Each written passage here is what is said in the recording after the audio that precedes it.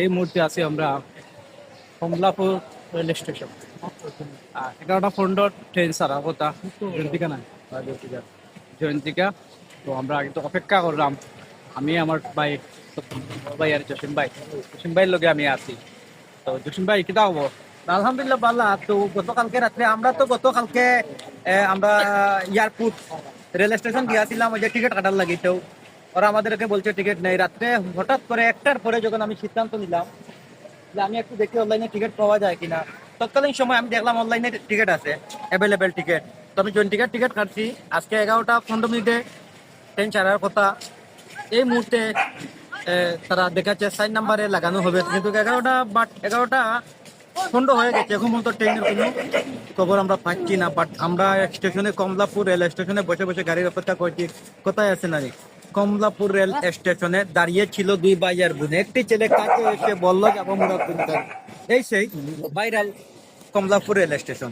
সবাই ভালো থাকবেন, সুস্থ থাকবেন।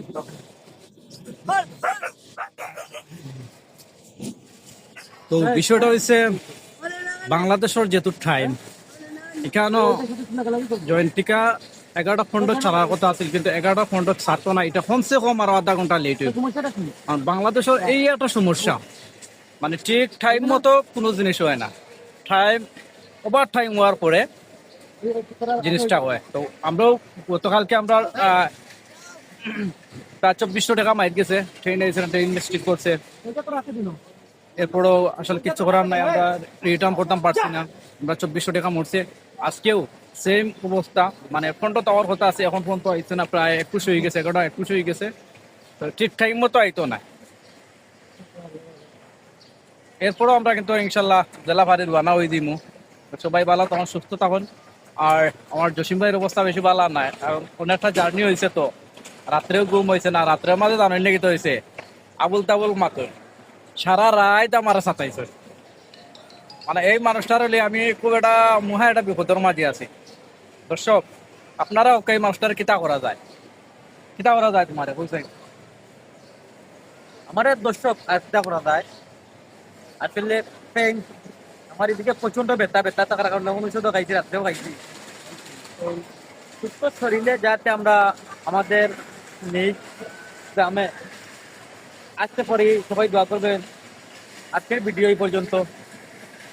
বাবা, ধন্যবাদ জসিম ভাই রে। আর লগে আসেন আর বাইক আসেন। অফিসারের চিন্তা হয় না, কারণ ওর তো নাকর সমস্যা আছে। নাকর একটু কোচায় ধরে লেগেছে, আর প্রচন্ড ধরে লেগেছে। এর কারণে তার মাস্ক পিন্ন আছে। পালা ঔষধ দিলে ঠিক হয়ে যাবে। এর মানে পালা যদি কোয়ালিটি ফুলের ঔষধ খান তাহলে আশা করলাম আর কমে দিব। বাবা তো নাকর কোচার এখন আমরা গুমর ওষুধ দিলে তোমার কমে দিব। আছে আছে। তাহলে ভালো তখন সুস্থ তখন পরবর্তীতে আর একটা ভিডিও ইনশাল্লাহ দেখা হইব। আল্লাহ হাফেজ।